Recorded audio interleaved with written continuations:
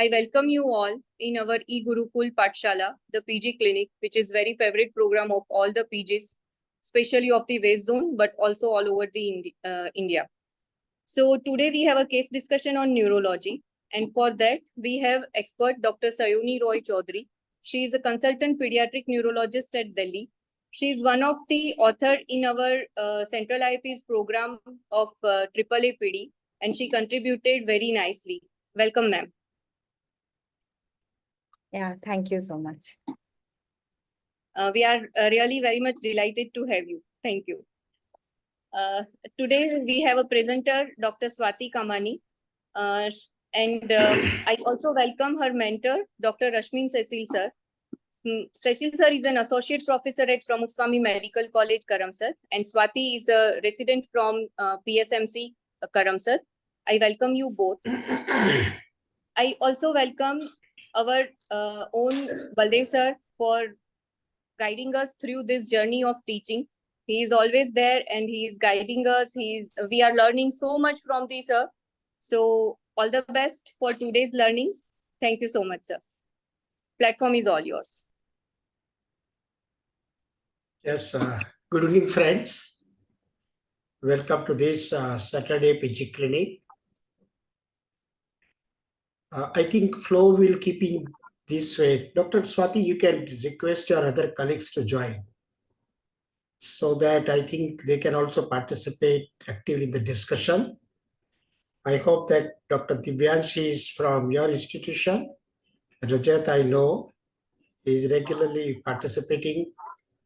And even you can request some of your other colleagues. I think Dr. Rahul is also from your place. Okay.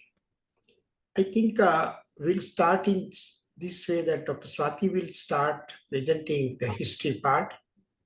At some point, we may request her to stop sharing, go for the analysis. You know that we are not interested regarding the diagnosis.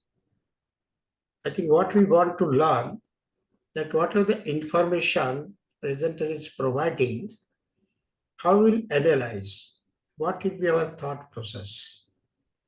And gradually we'll try to reach the various possibilities. And at the end, probably we'll have the fairly good, clear thoughts that this is likely in our particular case.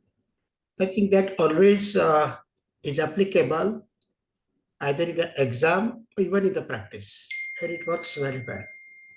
Even in this modern era of gadgets, probably MRI or CT may not be the answer, but our clinical analysis will definitely provide you very appropriate thought process. So I think with that concept, we'll try to discuss out whatever Dr. Swati is providing the information.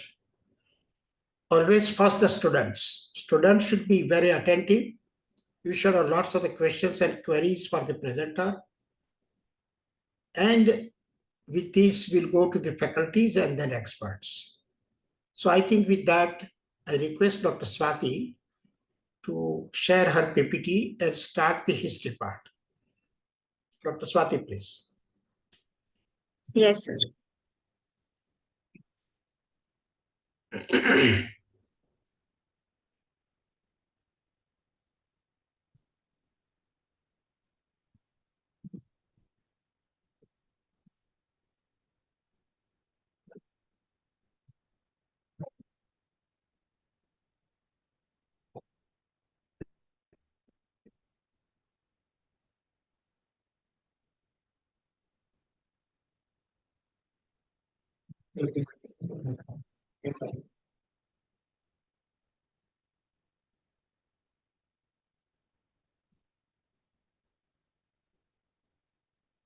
Zoom meeting.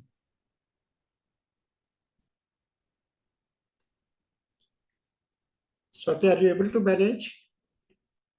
Yeah.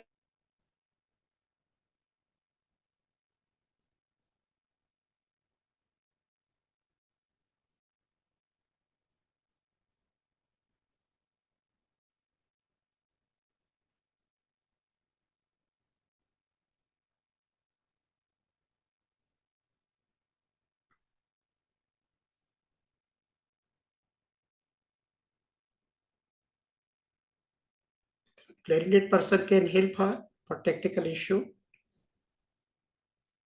Sure, sir. I think Gupsa, you can help her. Have you opened the PPT previously? I mean, is it already opened? I think once she tried and it was openable. Ma'am, is it open in your desktop or laptop? Ma'am, kindly unmute. Swati, unmute yourself. You are muted.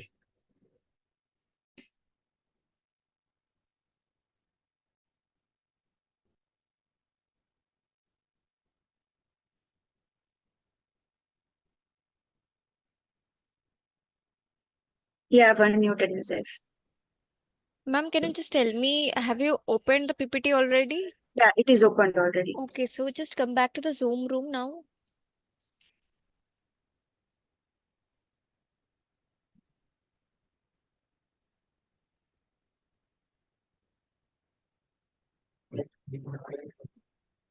Yeah, Ma'am, can you see the option share screen at the bottom? Yes, it is Yeah, I sharing. think probably now she's able to do.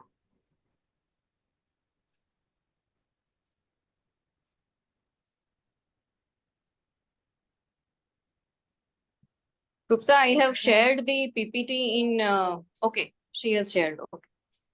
Ma'am, can you Swati, make it full screen? Swati, you can make it full screen if you know the. Yeah, very good, perfect.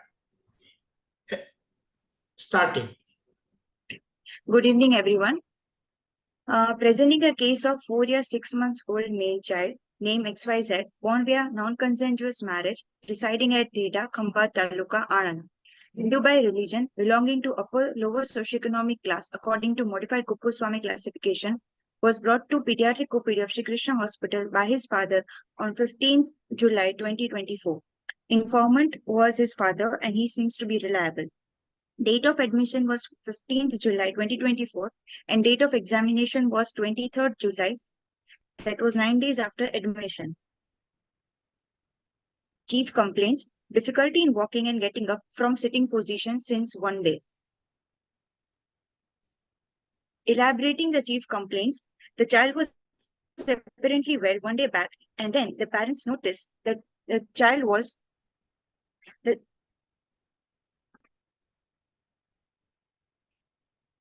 the child had started developing weakness of I both think lower limb first as Swati, unable to walk Swati, properly yeah, and your needed slide was changed. Okay, now it is right one, right slide. Please carry on.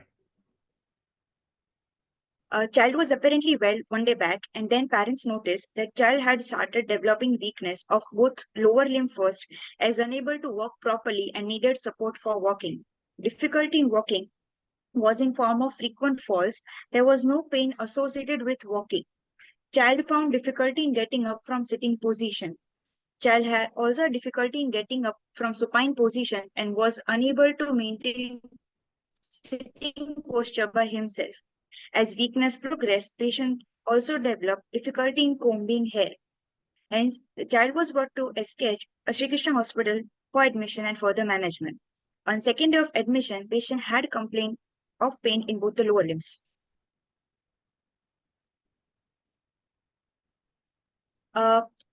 No negative history. There was no history suggestive of headache, vomiting, altered sensorium, no history of tongue fasciculations, no history suggestive of previous easy fatigability, fluctuating weakness, or in diurnal variation, no history suggestive of bowel bladder involvement or loss of sensation, no present history of fever, cough, cold, throat pain, or ear discharge, no history of any breathing difficulty, no history of changing quality of voice, difficulty in swallowing, drooling of saliva, deviation of angle of mouth, loss of taste sensation.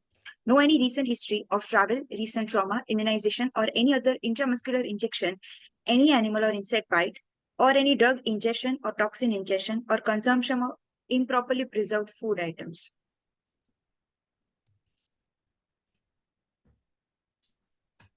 Past history. Recent past history of loose stools 10 days back, 2 to 3 episodes per day, which lasted for 1 day. Stools were watery, non-foul smelling, non-blood stained. Stools which were not associated with fever or vomiting. Loose stools got relieved the next day on taking some oral medications and ORS from nearby government hospital. No history of similar episode of weakness in past, and no history of hospitalization for any medical or surgical cause in past. Swati, can you stop sharing for a while? Yes.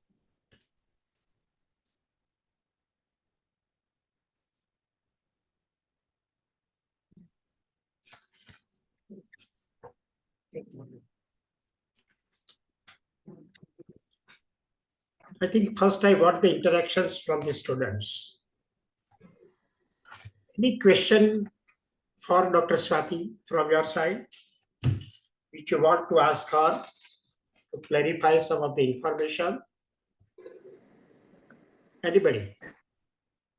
So any history suggestive of sensory involvement, like pers- Yes, mean Rajat? the sensory complaints and even the cranial nerve involvement. So how will you derive the history? What questions you will ask? Rajat? Yes, sir. So for sensory complaints, we can ask regarding if there's any sensory level like this, or the child is whether able to perceive the ground while walking, or like difficulty in climbing stairs at night. So that posterior column instability we can come to know. Okay. Or difficulty in wearing slippers, or this. So proprioception we can come to know from those. Is it for the proprioception? Suppose child is not able to keep the grip in the slippers. What does it indicate? So distal muscle involved. Yeah, it's a muscles involvement rather than this really sensory. Sensory system involvement may give in some other complaint. But your point is valid. If something is there in your mind, you will try to gather the information. I think Swati, what he wants to convey, that once you make up your mind that particular these type of problem is there, having given some other issues, probably you can go back to the parents and you can verify whether this type of the involvement is there or not regarding sensory system, regarding cranial nerves. But cranial nerves, okay, what points you will ask? Anybody else? How will you gather the information in the history? Dr. Divyanshi, can you take this point? See each crane. Sir, if cranial nerve involvement is there, there will be, if it is ninth nerve, there will be difficulty in swallowing, there will be drooling of saliva. Okay. Anyway, I think this point will take further at the time of examination, but point is well taken that if you have these points in your mind, you can ask the various questions and gather the information, which will give you some clue that here the cranial involvement or not, involvement is there or not. Okay, but I think let us start from the complaint that what will be your thought process. What she said, what is the duration of the complaint, Swati? 1 day. So duration was 1 day. Okay, what is my point? That always try to define. That means whatever the condition, it's an acute condition. Because duration is very short, right? So it is acute. Second point, if you think that what was the onset?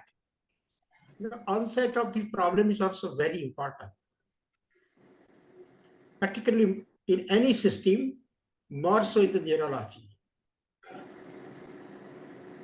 I think before we go for our case, anybody can give some ideas, particularly with reference to neurological conditions, and how the onset will help us.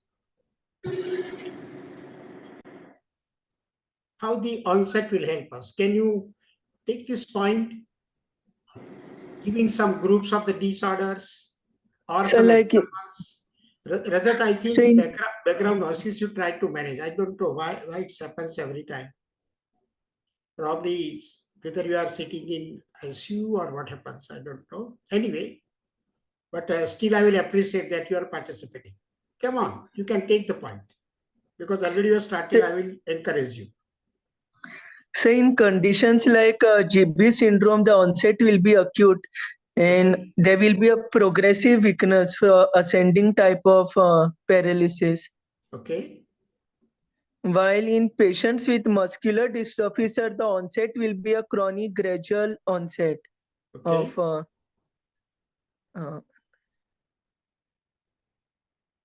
Okay. Anything further? So there are so many groups of disorders in neurology. so usually the intoxications or GB syndrome, they present acutely, or Okay. any electrolyte disturbances like hyperkalemia. The muscular dystrophies and the neuromuscular disorders, they have relatively uh, chronic course and uh, Okay. Good attempt.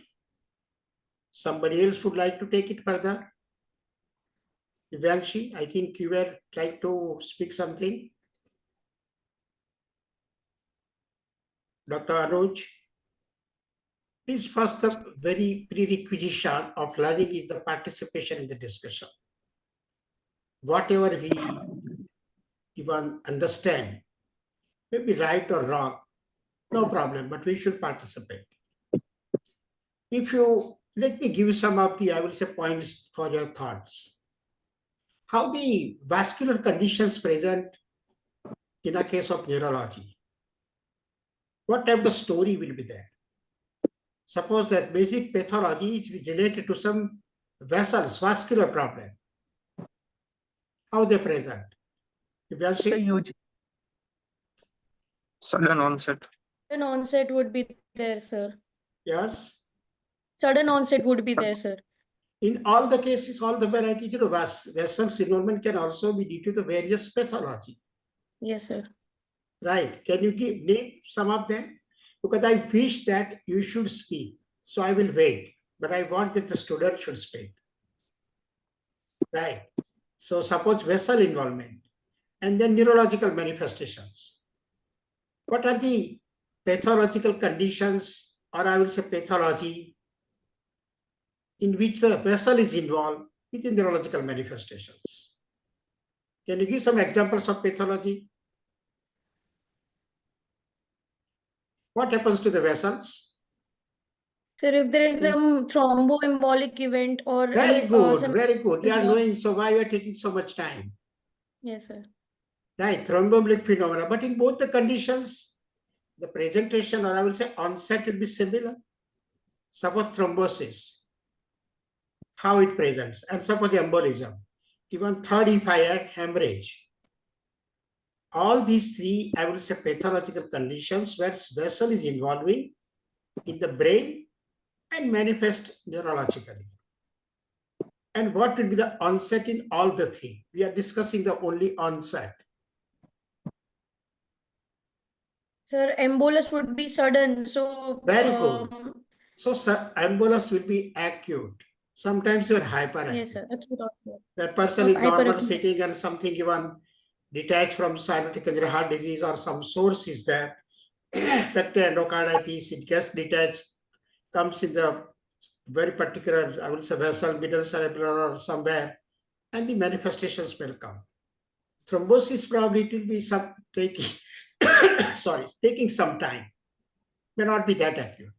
Yes. And sir. what happens to And the hemorrhage? hemorrhage also, sir, Probably hemorrhage not so common in pediatric practice, but still, how the hemorrhage will present? Anybody? Dr. Rahul?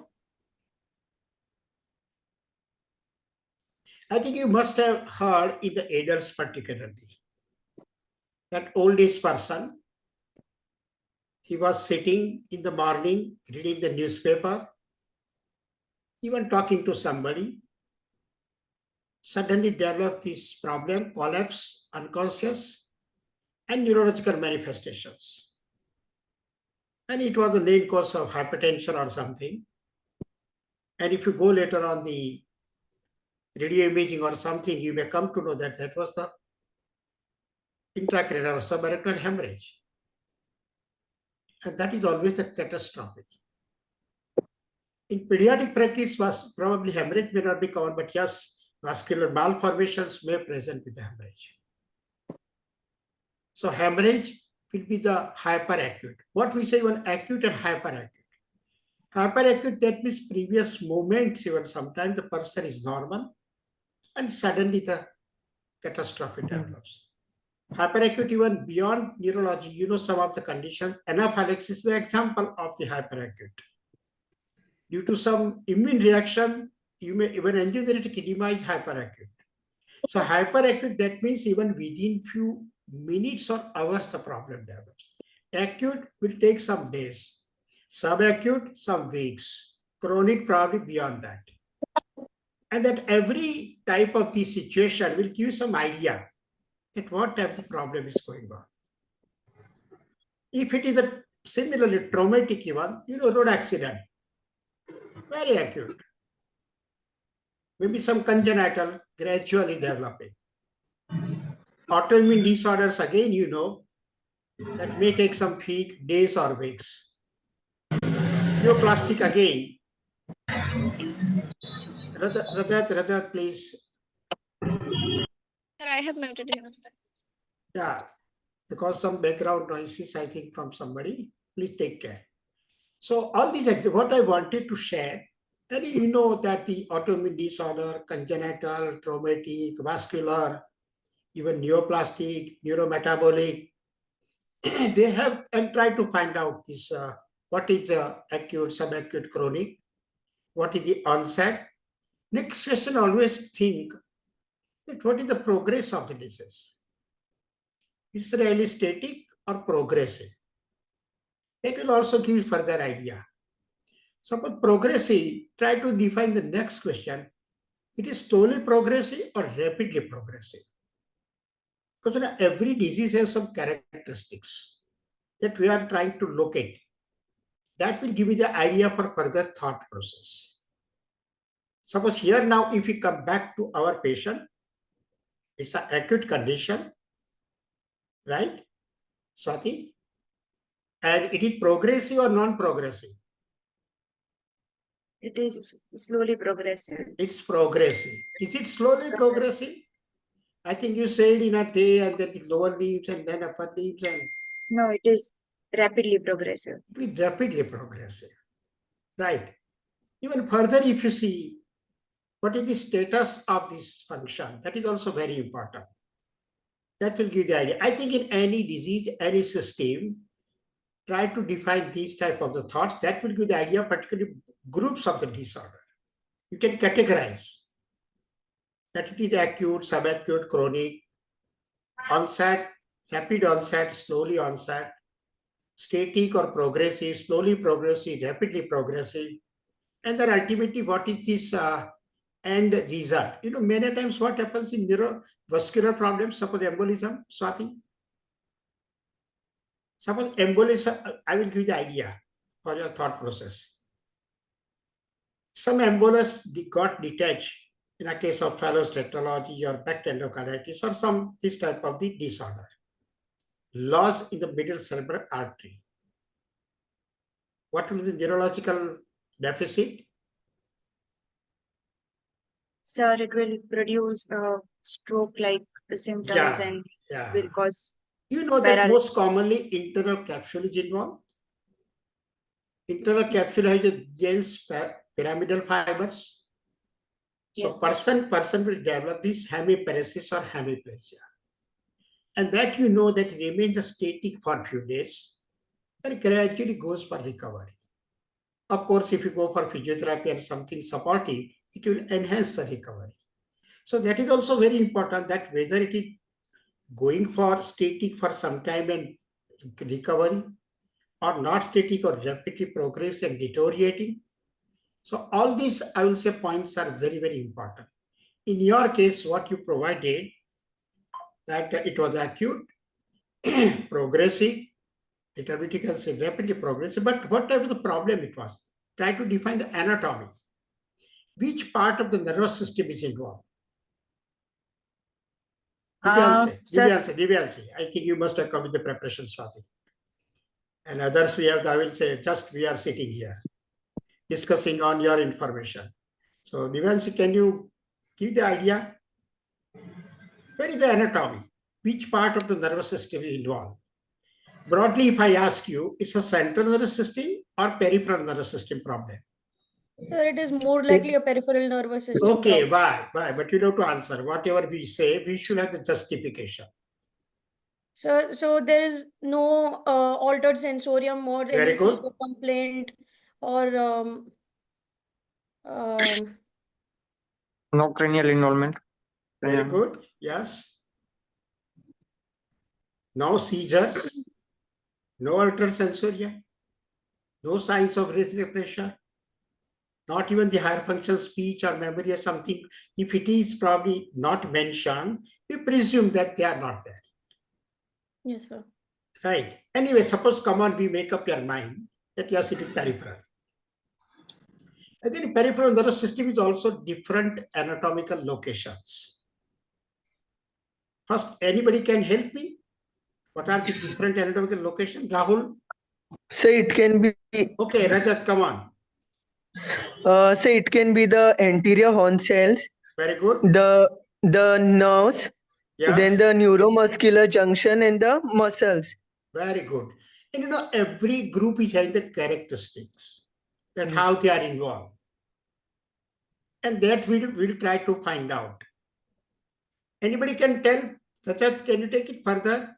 That what will the characteristic of anterior horn cells, peripheral nerve, or neuromuscular junctions? So anterior horn cell, usually the thickness will be bilateral symmetrical and fasciculations are predominant. Not necessary, Rajat. If I give the example, asymmetrical, I think polio. Polio is asymmetrical or patchy. Right. Like GBS, okay, you may take into consideration that they are symmetrical. But there are some examples where they asymmetrical. But what are the other characteristics? You can take it So, further. So yeah, fasciculations is a predominant feature I think to differentiate from others, if you get the presence of fasciculation, probably it's an important clinical marker or clue to consider that it is highly suggesting anterior horn cell involvement. You know, every group, something is there. Try to find it out. Of course, other features, peripheral nervous system may be the common. Okay, we got it lower motor neuron type of lesion, hypotonia, hyporeflexia or reflexia, all the things will be common. But there are some certain points. Okay, suppose if it is a neuromuscular junction, how they present? So usually they will have a diurnal variation, like the weakness is predominantly, like as the day progresses, the weakness will worsen. And even for the reflexes, so usually the DTR. Reflexes, Rajat, on examination will get. We are discussing only history part. So diurnal variations and there will be a ophthalmoplegia, ptosis. So what you were asking for the cranial involvement, in which group it is common? Neuromuscular junction. Yes. Better to example, one prototype example you should remember. I think anterior horn cell, either the anterior horn cell, spinomuscular atrophy, or even these poliomyelitis. They are the best examples. Similarly, neuromuscular junction, myasthenia gravis. Commonly, how they complain? Easy fatigability. They are getting tired, particularly as the day progresses. And then there will be the other manifestations. Very rightly, he said that these cranial involvement is common, particularly maybe the ophthalmoplegia, right? Or even sometimes other features. Can you take the muscle involvement, how it presents? You can see. Usually it is a proximal myopathy more than the distal. Yeah. And they might have Gowers sign positive, difficulty in getting up from. Rajat will not go for the signs when we are gathering the information. Please in the exam also remember, whatever the, I will say, aspect is asked, you will have to restrict ourselves. We cannot go for MRI findings in the discussion, right? Which may be confirmatory, but not necessarily always confirmatory. Clinically, muscles usually how they present. Difficulty What you said is right, that these proximal muscles are involved. And therefore, what they complain, difficulty in getting up, climbing the upstairs, combing the hairs, sleep. That type of the story is more common. And suppose peripheral nerves, peripheral nerves, usually it's a glove and stalk type of neuropathy. Maybe And the difficult. tingling numbness, gloves and stalk like involvement, then even the Then- weakness and therefore not able to retain even the slippers in the feet. These type of the Yes. complaints will be there. Here, what was my idea? I think all the things will not go in the details, but just to sensitize. That just if you gather the information from the history, you can find out the anatomy. So I think, Swati, coming back to our patient, you said it is the peripheral nervous system. Which peripheral nervous system now after the discussion? Divyanshi, you will make up your mind. Which peripheral nerve component, I would say nervous system component is involved? Sir, Is it most a- likely peripheral nerves are involved. Radiculopathy or peripheral nervous system. In case of history, we would go more likely. From which point you will say it's a radiculopathy? What information you got? Sir, first of all, though, it is in progressive and ascending and rapid progressive paralysis. is there. Divyanshi, my question is always specific. Yes, And sir. I'm expecting the very specific answer. What point in the history will suggest that, yes, I hope you know the radiculopathy. What do you mean by the radiculopathy? Uh, Because if you are clear, probably it will be knowing that how the information should be derived. What is radiculopathy? So, sir, more likely to be the ganglions in case of polyradiculopathy to be involved. Sorry, Divyanshi, ganglion is different, but I got your point. Yes, sir. It's a root pain. Root pain, yes, sir. When this nerve is getting the exit from the spinal canal, that part is inflamed. And that will present with a severe pain, particularly the backache. Yes, sir. And if you get this, I will say with the pain, probably it indicates that, of course, besides peripheral neuropathy, there is a radiculopathy also. And I agree with you, if the radiculopathy, that is more favoring the GBS type picture. So these type of points you will try to gather. Anyway, so here, what are the other points suggesting? Further, if you see, it started from lower limbs. So you can say it is the ascending, right? So now gradually try to gather all the adjectives. It's an acute problem. Is it fever? Is there fever, Swati? Swati? Yes, sir. Patient has fever? No, sir. Patient had no fever. history. No fever. So Divyanshi, how will you take it? What type of the disorder it is? Because fever will favor you for infection or inflammation, right? Here, fever is not there. So, certain conditions, the group, you can say that this is less possible in the absence of fever. Probably infection point of view, inflammation point of view, right? And then how it helped. But you know what, in the past history she mentioned, there was some diarrhea. So how will you link that history with this present complaint? How will you link? Divyanshi? Sir, some autoimmune condition? Yeah. How Or the sir, auto it can be how the autoimmune, but we'll have to explain how we are going to link it. Can you rename yourself? I will say that what I'm able to read it Samsung. Sir, But put your name so that I can understand. Anyway, carry on, no problem. sir, at the time of diarrhea, there may be possibility of some infection. At that time, some antibody may be developed, and that may cause autoimmune. Absolutely. So what we say, it's a post-infectious polyneuritis. So I think gradually, if we, even from the history, only 3-4 points what Swati had provided, if we say it's an acute condition, right? It is the ascending. It is the peripheral nervous system. And probably so that the probably demyelination. Secondly, probably it is a post-infectious. So we can at least gather the information that it is the acute, ascending, post-infectious, rapidly progressive polyneuritis. how it is clear. I think most of the points are satisfied us. And I think before that, if you go for the negative points, so many points you have mentioned, I have taken this screenshot so that I can remember that what Swati was mentioning. She said, no history of suggestive headache, vomiting, altered sensorium. So I think she's coining out, localizing, it's a peripheral problem, not nervous system, central problem. Am I right, Swati? Yes, sir. Okay. Second point she said, no history of tongue fasciculation. So I think Rajat, she is ruling out this anterior Hansen. But at the same time, she had mentioned no history suggestion of previous EG fatigability, fluctuating and all the things. So probably again she had addressed to neuromuscular junction. Fever, cough, cold, no breathing difficulty. What is the idea of Divyanshi? She had mentioned no difficulty in breathing. It's not respiratory case. Why she had mentioned? Divyanshi? Anybody? See progression of disease, sir. Yeah. In what way? In respiratory muscle involvement presence Yeah. of. You know, she wants to rule out these expected complications of the disease. Right?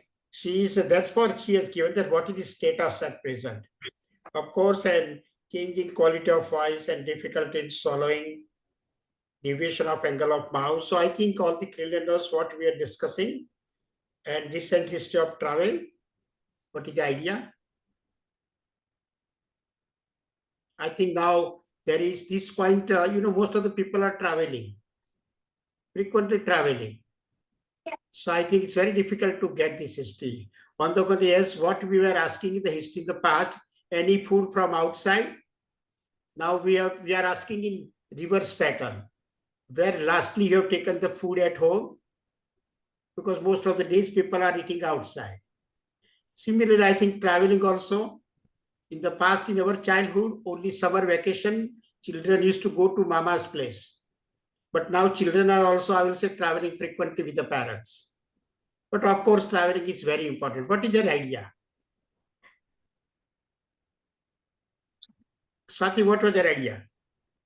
Sir, with the travel history, I wanted to ask whether might have gone to certain places like forest, or could have got tick bite or something which might have led to.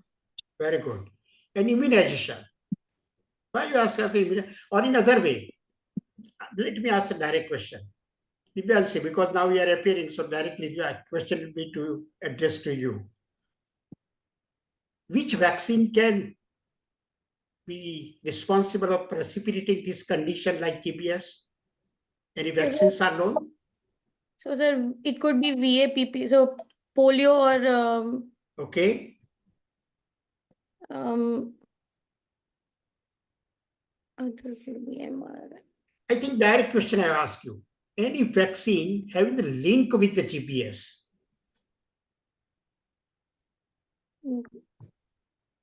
Because always I put the less confusing questions to the students in the exam.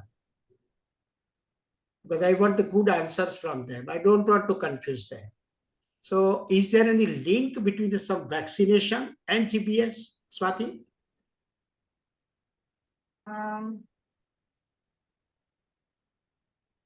I hope that you have mentioned, so you must be doing. Means, sir, like vaccination, if like might have been given like a post-rabies vaccination also, then rabies vaccine will cause the problem of rabies-like picture. Here I am talking GPS-like picture. Please remember, some of the vaccines, if you are not aware, hepatitis B can cause it. Even influenza can cause it. And these vaccines are known for having some link with the precipitation of GPS. Of course, rabies is very important. I will say it's not totally wrong. That also you should ask. Sometimes when some bites, insect bites, strike bites, there's just so many points here. I think before we go further, let me go to the Dr. Sayoni. Sayoni, are you there? Madam? Yes, I understand that we are discussing so superficial for you But No, no, I- no, sir, but I'm absolutely. sure that this for the students and general pediatricians, this will be important. Now you can come in the picture. Please, whatever we have not addressed, you can take it, please. Yeah. So sir has elaborated most of the points very nicely. So just I would like to take few points like if you see the history part which you have written, Swati, can you reshare your slides? Like the presenting complaints. I Yes, just ma'am. want to organize you, maybe I can help you in that little better.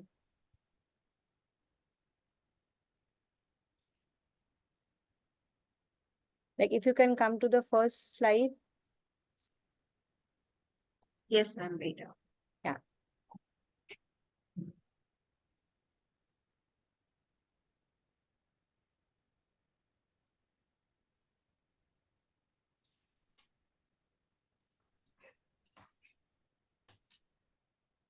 Yeah, the second, I just mean to, the second maybe the history of presenting complaints, yes. So as we know, that whenever we are discussing the history, particularly neurological history or any other system history. So what we usually do is that we usually elaborate our chief complaints, which is the HOPI. Then we go, so then you have focused on your primary points. Like I think there was one primary point is there, which is a motor weakness, right? That there is some difficulty in walking, there is some difficulty in getting up from supine to standing posture, right? So am I audible? Yes, yes. Yes. You are audible. No, Very well. ma'am. No? I Yes, think sir. Dr. Sen, you are audible. Very well. Okay.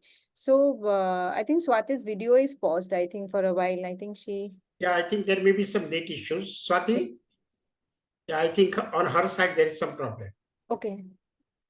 But I think you can ask even other students, they will respond Yeah. you. Yeah. So whenever we are organizing our history of the presenting complaints, so we usually focus on the primary symptom which is being given. Like for in this case, the child, Swati has mentioned that there is some difficulty in walking, difficulty in getting up. And second, what we do is that, as I said, like to find out which parts of the nervous system is involved. Like sir has said, like about the central nervous system, about the peripheral nervous system. Okay. So usually we do a neuraxis screen.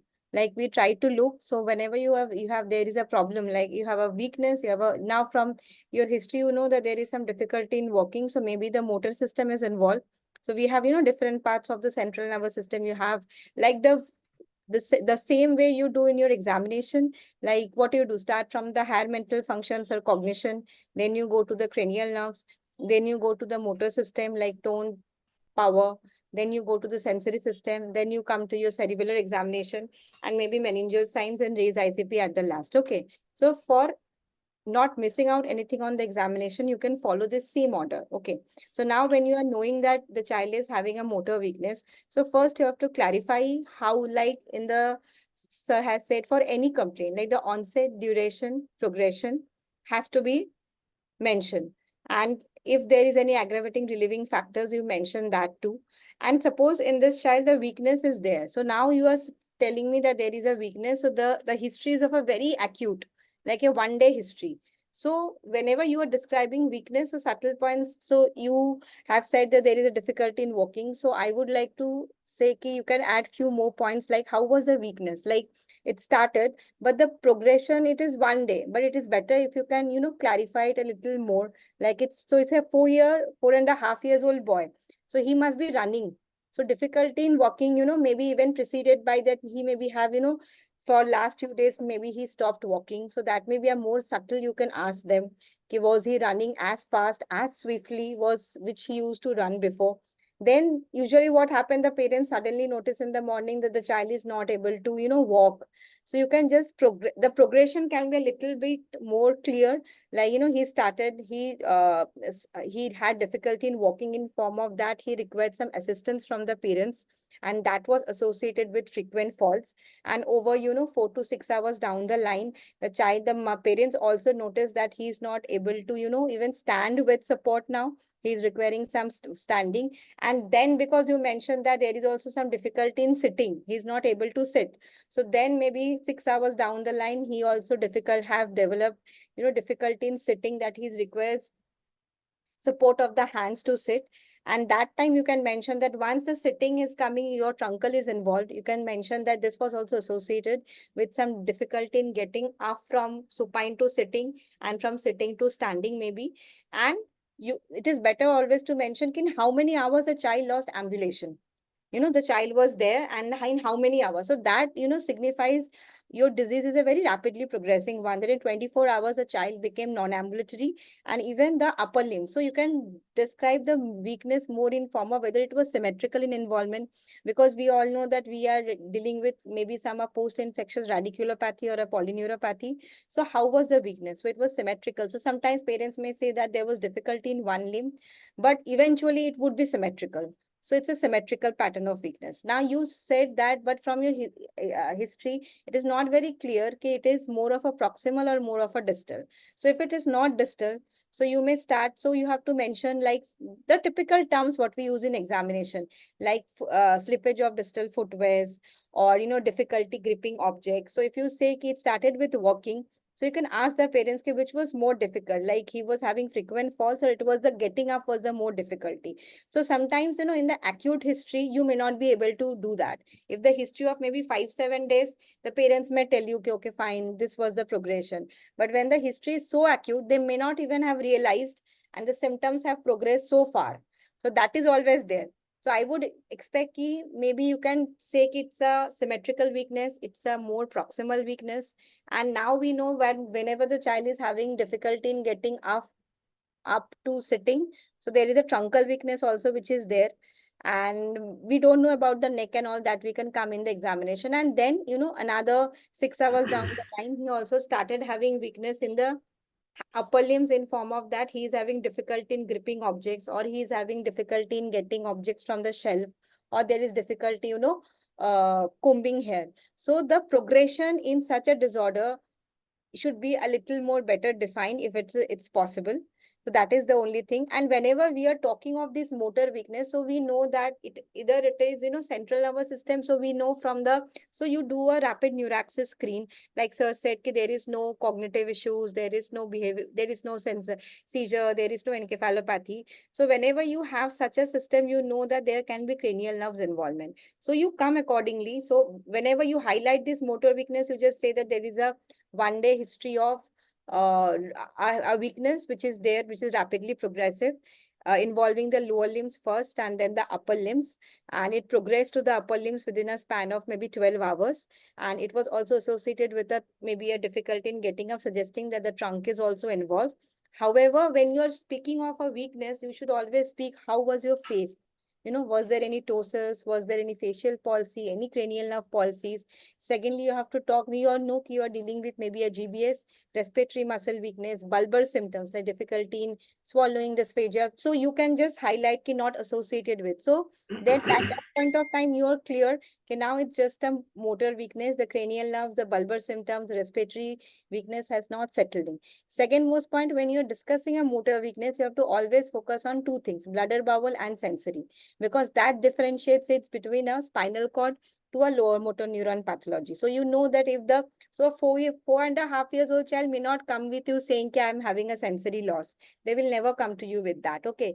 So the parents may sometimes say, but the history has to be little more. I think in 1-day history, it is very difficult to elicit the sensory loss, but some bladder bowel urinary retention, because in some GBS cases at onset also, you may see that some parents complain he has not passed urine.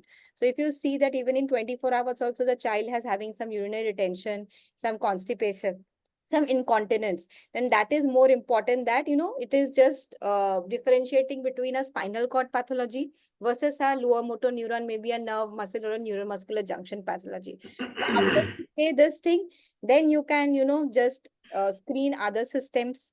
Okay. And like you did. So if you follow the same pattern, what you follow in your examination, like the same, the higher mental function, the cranial nerves, the motor, the sensory. So sensory in older children, they may come with history of, okay, fine, there is a sensory loss, I am not feeling. Sometimes they say, when they're touching, the cold water or hot water, they are not able to perceive. So in smaller children, the parents may give complaint to you.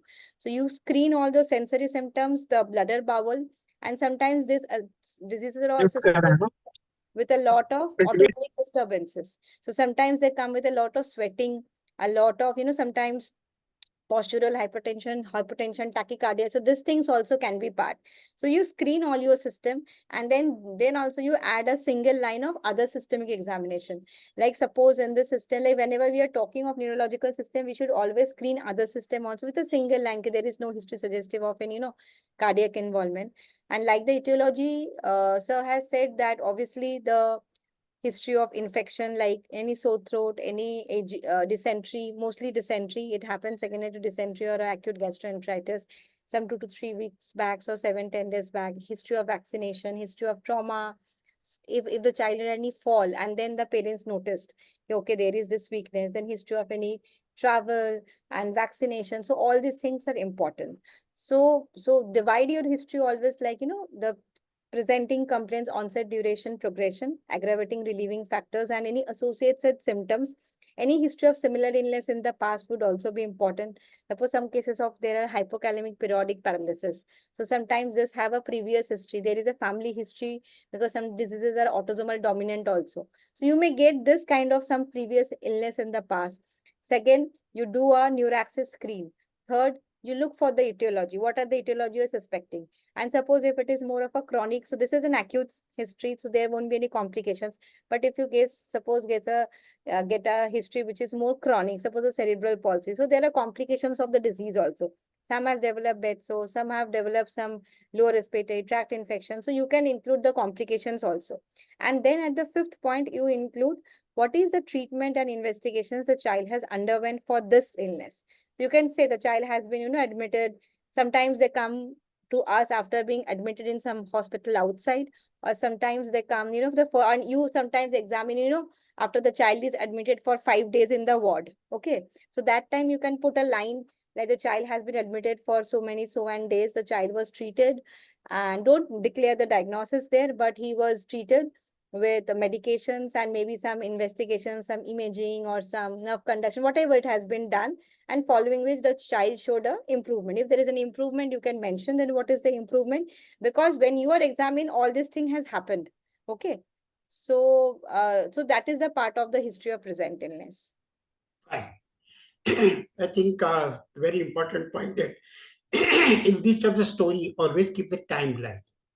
That would be, rather than putting it progressive, deputy progressive, with a very short history, probably better to put in the form of the timeline, that within how many hours involvement of upper limb, lower limb, like that. And that would be more precise, I will say, part of history. And in the only 1 or 2 days, probably most of the parents should be knowing. So that point is definitely good and will be very precise also. Of course, and rest of the points very appropriately Dr. Shayani mentioned, which we can remember. I think still we have got only 2 or 3 slides. Swati, you can finish rest of the history and then we'll go further. You can share your PPT and complete the history part. Yes, sir.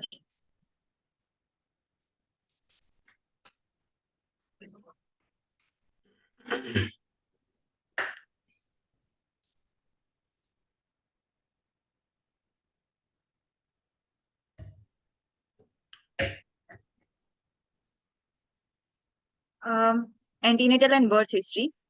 He was born at full-term gestation by normal vaginal delivery at a hospital. Mother took regular visits at hospital during antenatal period. She had received the injection TT and was also taking iron, calcium, folic acid regularly.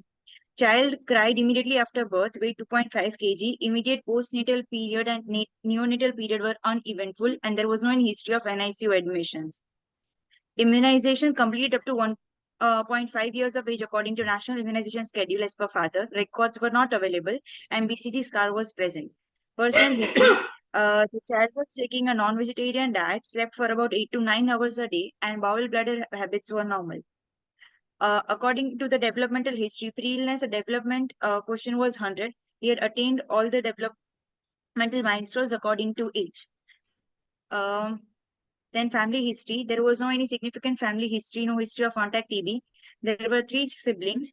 The elder one was 5 years old and the youngest one was 1 year, 6 months old. According to diet history, the child was exclusively breastfed up till 6 months of age. Complementary feeding was started after 6 months, and he was 36% calorie deficit, and protein wise, he was 32% deficit. Socioeconomic history, father studied up till 7th standard working as a laborer, mother studied as up till 3rd standard working as housewife, live in their own house, Pakka house with a good water supply, 14-membered house, and belong to upper lower socioeconomic class as per modified Kuppuswamy classification. Summary of history. A I 4 think year, 6 months. just Swati, can you just stop sharing? I think the rest of the part of the history is not much contributing in our previous discussion. But I think the HCR summary is very important. And nowadays, you know that most of the times, even in DNB or MD, at the end of history, they will ask you the summary. And please remember, the summary should not be the repetition of the same points which already we have discussed. In summary, what we expect, that what is your interpretation from all this discussion? What is your inference? Or what is your hypothesis that what type of problem it is?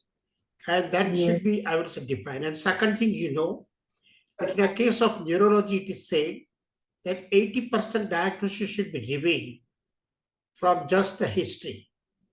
So I think that should be a good summary. And I expect the participation of some of the students to give this summary. Besides Swati reveals the summary.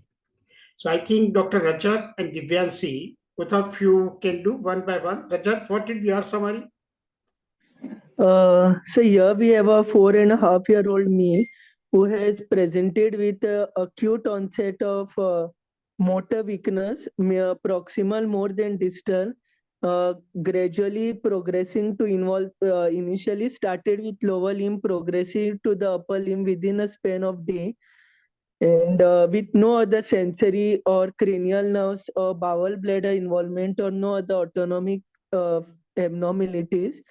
Past history is significant for an episode of acute gastroenteritis 10 days back, for which child was medically managed. Otherwise, immunized for age, developmentally normal, and no significant birth or natal history. So, okay, I think good attempt, but I wish still very concise. Already probably development and everything we have discussed and normal. And I think those points are not contributing in my understanding regarding the disease. I may not take in the summary. In the summary, exactly I want that where is the anatomy. Try to answer in this way. What is the likely or possible pathology?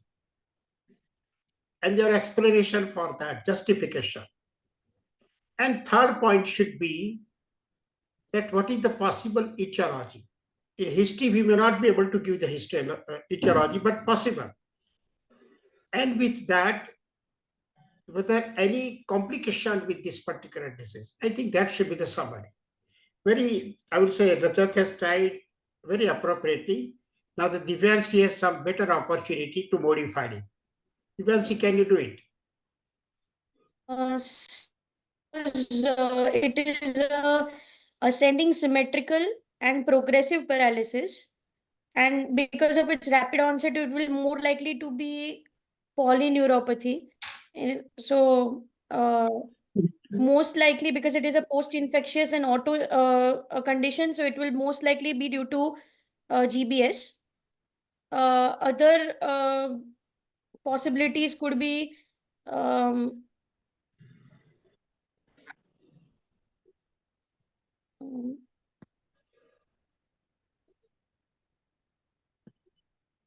answer.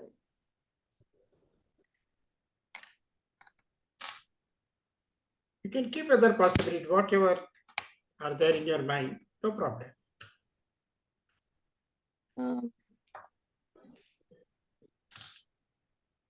Anyway, Swati, I think you may not read your summary. you can modify your summary and now try to put in the format what we wish. And that should be not more than, I will say, 8 to 10 sentences. Okay, sir. Make the attempt, make the attempt. So the child was developmentally normal and presented with acute onset of weakness, which was symmetrical, ascending in nature, and involved his lower limb, trunk, and upper limb. And there was no any bowel bladder involvement or no any respiratory involvement, or there were no any signs of raised intracranial pressure. So probably the diagnosis could be Guillain-Barré syndrome, and the next possibility could be acute flaccid myelitis.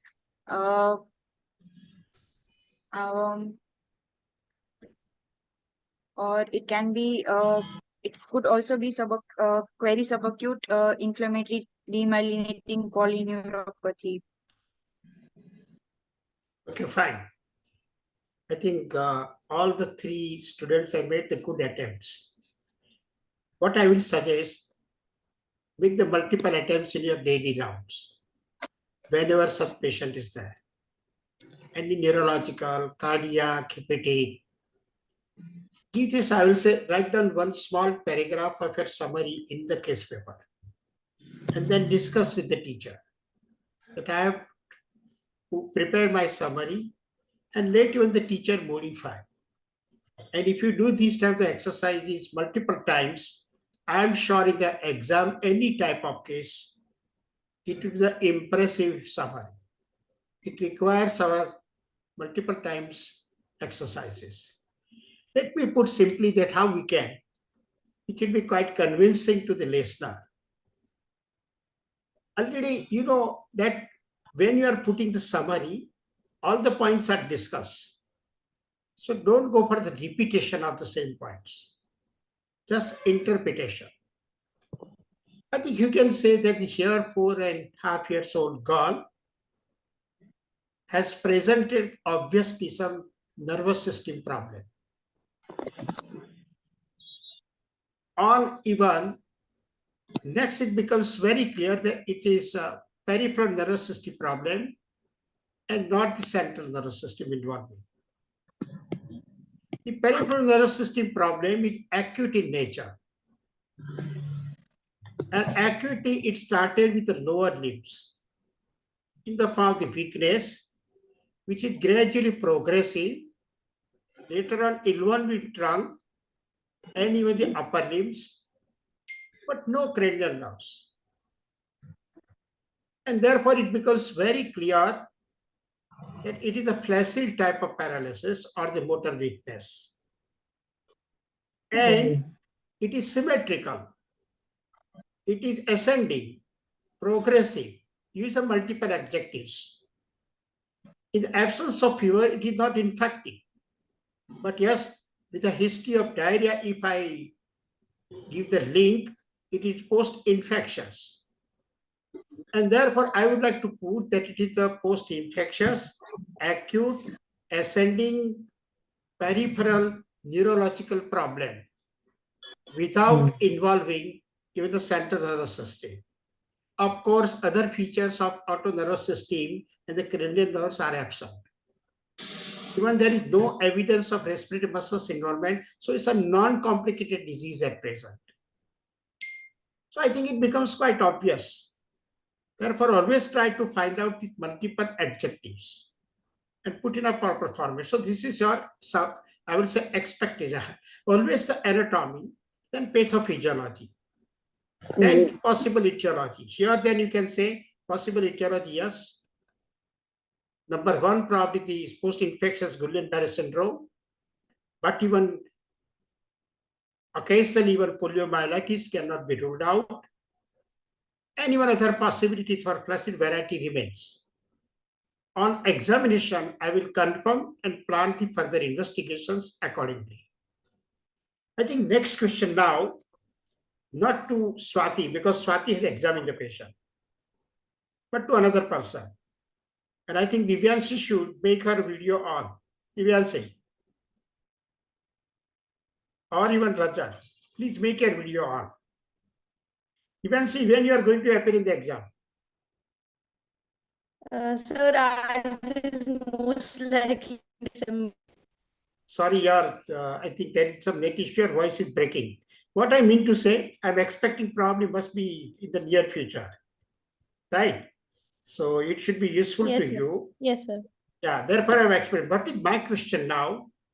Many times other question, examiners will also ask this type of the pattern.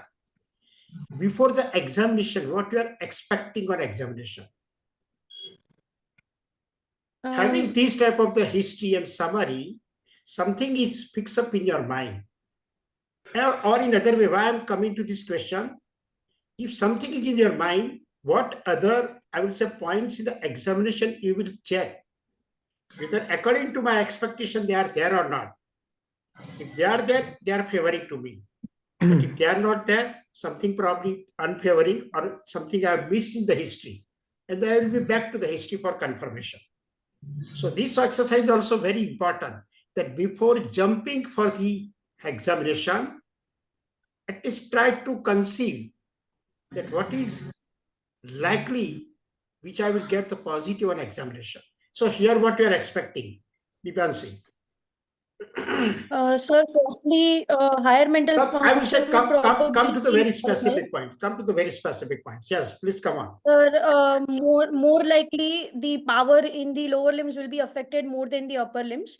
So power will be reduced. The other thing we would expect is that there will be hyporeflexia or areflexia. There could be any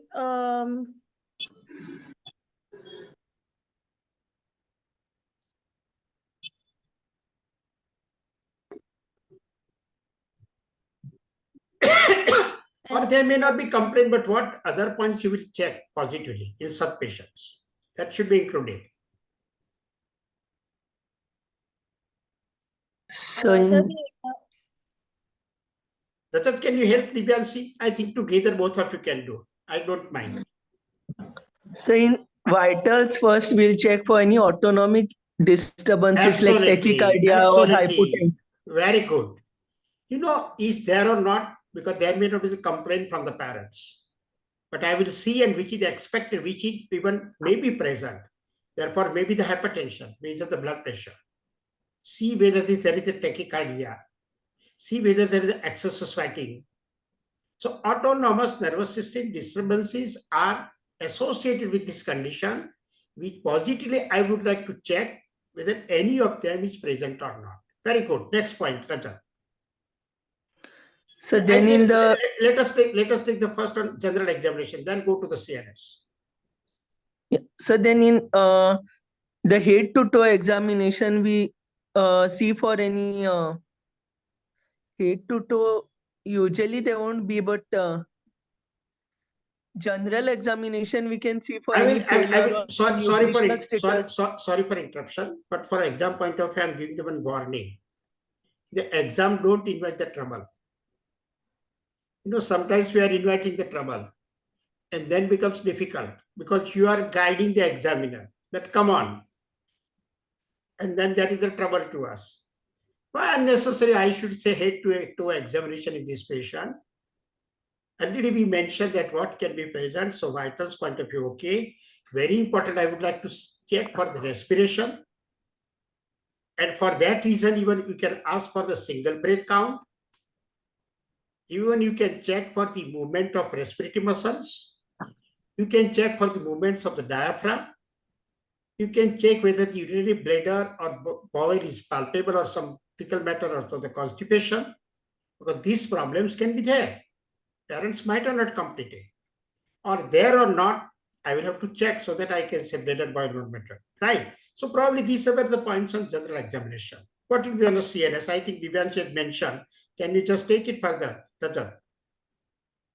So in higher mental, we can see for any altered sensorium or the higher. Do you expect in this patient? No, sir. Okay. But suppose if it is there then?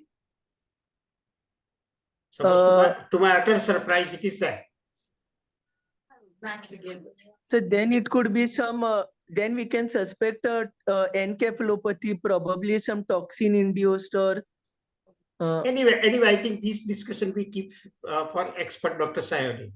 That even the suppose we are getting the GPS, but the CNS involved, then what it could be, I think we'll go to the expert. Further Sir, CNS maybe due examination. to In respiratory Millard-Gubler failure. variants, the Millard-Gubler variant of GB, we can get Okay. global confusion in. Okay. You know, central system point of view, usually I am not expecting that in the nervous system, but autonomous already we discuss.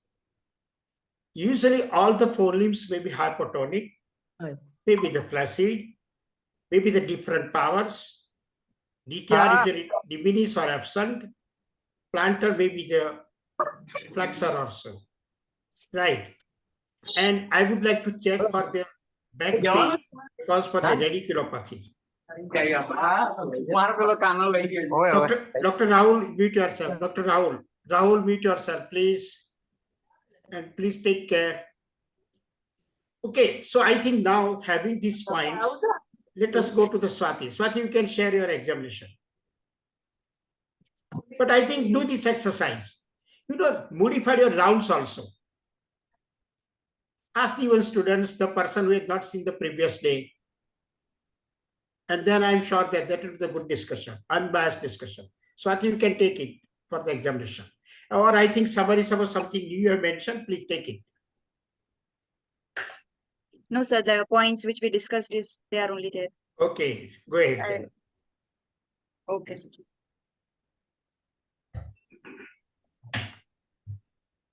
Examination.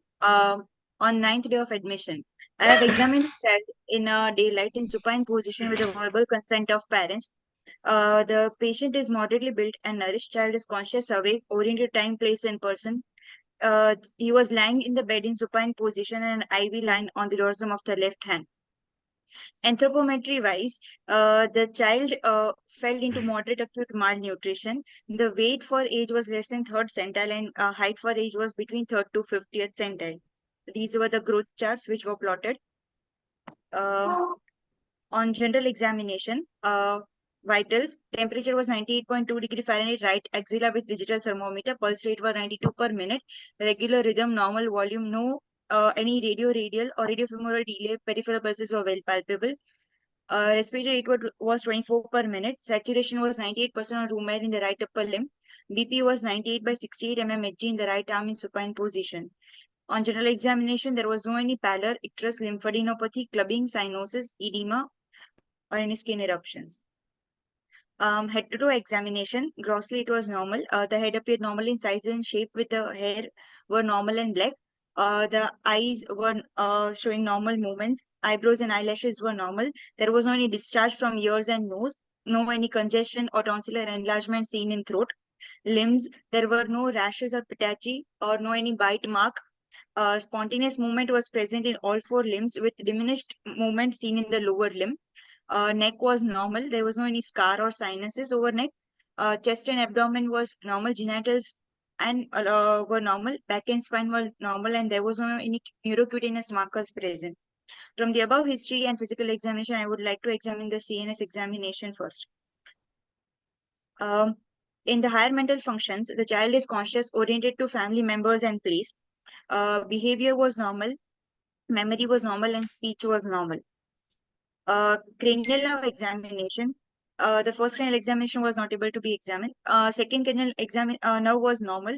Third, fourth, and sixth was normal. There was no any ptosis. There was normal movement of eyeball. Fifth nerve sensory system was intact, and there was no any deviation on opening the mouth. Conjunctival corneal reflexes were also normally present. No any facial symmetry or deviation of angle of mouth was present. Eighth nerve, was normal by taking watch tests, and Genies and Wilbers could not be done since child was not cooperative. 9th and 10th nerve gag reflex was present, but it was weak.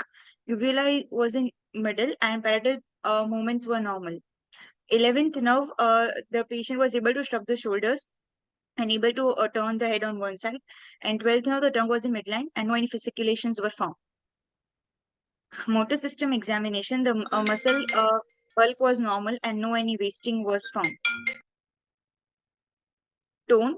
The tone in the upper limb, both bilateral was normal, and in lower limb, hypotonia was present. Posture was hypotonic. On palpation, the muscles were flabby. The range of movements was increased and resistance to passive movement was decreased. Power.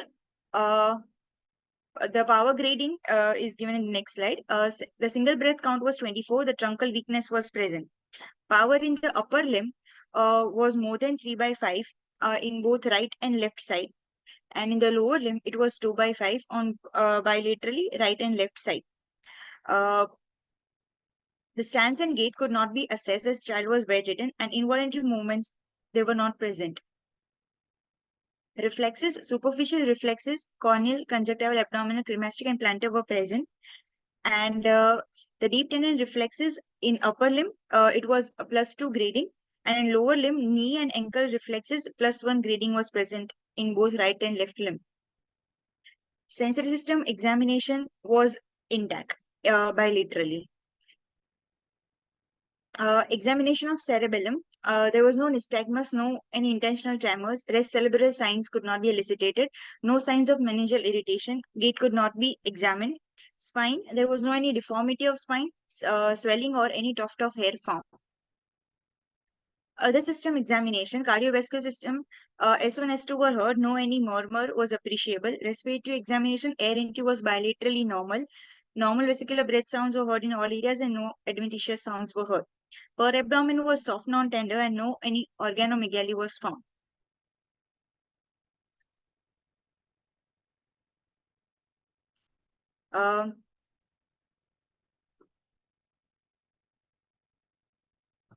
Summary.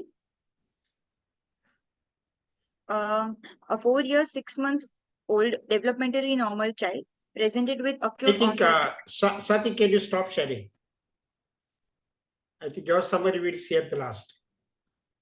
Sorry, I had to, during your CNS examination for some time, connection was lost, but I'm sure, I request Dr. Sayodi, whether, is she there, madam? Yes, sir, I'm there, sir. I wish that, can you take the CNS examination with her? So,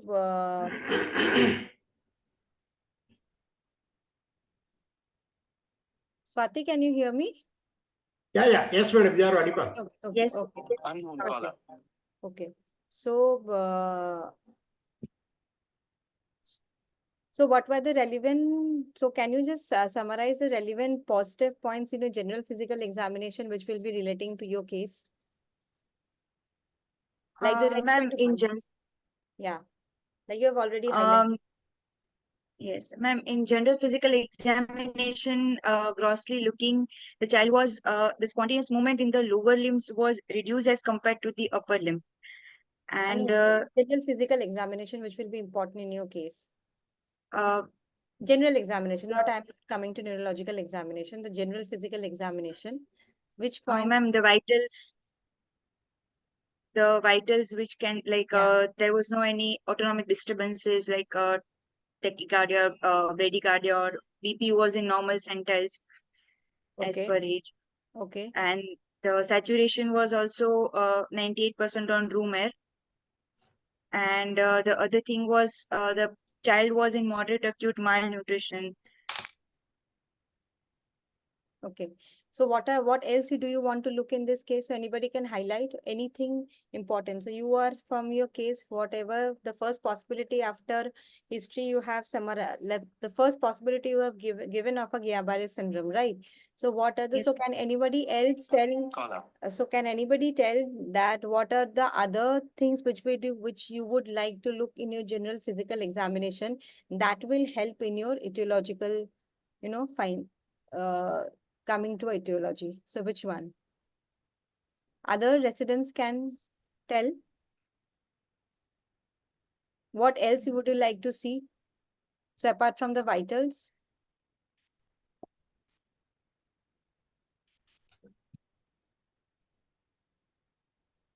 Anybody else? How many neurocutaneous markers or It is if relevant they to are your present case, on relevant to your case. Relevant.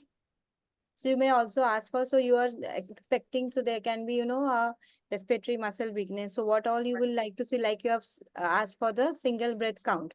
So you can also Count. look for, other respiratory muscle weakness like the flaring of the nasal alenazi.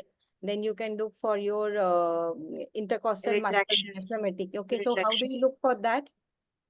So you can splint your thoracic cage and look for the diaphragmatic movement.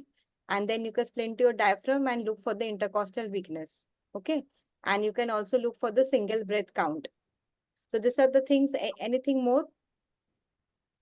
So you can also look in your spine. So if the second possibility, what you had get, what a myelitis, like a transverse myelitis you were thinking. Myelitis. So if there is any spinal trauma, if there is any spinal tenderness, you can get that in your examination. So you can also look, if you get a palpable bladder. So if you see a child who is having a very distended bladder, okay, so those things you can get in your spinal examination. Your things can also be seen in your general physical examination, okay? And then you have this neurological examination. So what are the relevant points in your neurological? So can anybody summarize else? Anybody summarize the neurological findings?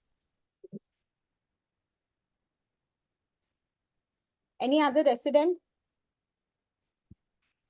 Come on, I think Dr. Dimple is there. Sir. I think she Sir, late joined, but must be aware. Yes, sir. Please. So the findings in this patient, there was presence of hypotonia more in the lower limbs compared to the upper limbs. Then the patient also had reduced power in the lower limbs compared to the upper limbs. And the reflexes were +1 in both the +1 in the lower limbs and +2 in both the upper limbs grading. So the reflexes were normally elicited in the upper limbs and reduced in the lower limbs. However, the patient was examined on the 9th day of admission, so there might have also been some recovery in the same. So the findings may not actually correlate with the findings on the admission day. So that is okay, that you can just like ma'am. what, so the cognition, so the sensorium is normal, right? Sensorium is normal. There's no higher mental functions are normal. So there's no altered sensorium or there's no history of that as such. And even there is no history of any sensory abnormal sensation, abnormally sensory or sensory perceptions. There is no other abnormal movement or there's no cranial nerve or deficit which is present. Okay, so you have a child now whose examination findings Swati has revealed shows a sensorium which is intact. Okay, so what are the cranial nerve findings? So she said about mentioned, we missed that. She did she mention about any cranial nerve findings? Positive Oh, cranial nerve findings she mentioned, right? What did reflex. she mention? She mentioned about reflex was weak. Yeah, so there was some weakness in gag this. reflex. Does that signify? So what does that signify? Pseudobulbar palsy. Bulbar involved. Pseudobulbar palsy. Pseudo, what is pseudobulbar and what is bulbar palsy? So what is pseudo? Why you are saying it is pseudobulbar? Because the gag reflex, like in bulbar lesions, there is usually presence of lower motor neuron element signs compared to pseudobulbar, which has upper motor neuron signs. So this examination gag findings is- with signs. It is lower motor neuron Sir, or it is upper sorry. motor neuron? Uh, This is a lower motor neuron. Lower motor neuron, sorry. Lower. So it So will you are be thinking your bulbar palsy. This you will be a are thinking bulbar your nerve palsy. roots are involved. You are thinking your radiculopathy, your roots or your nerves are involved, No, right? radical palsy. So what do you expect in your other cranial nerve examination? We expect tongue to be flaccid, or there might be presence of So there is fasciculations. involvement of 9-10 cranial nerve, right? So that's why Mhm. there is a gag reflex is Gag poor. reflex So how was the poor. palatal arch movement, Swati?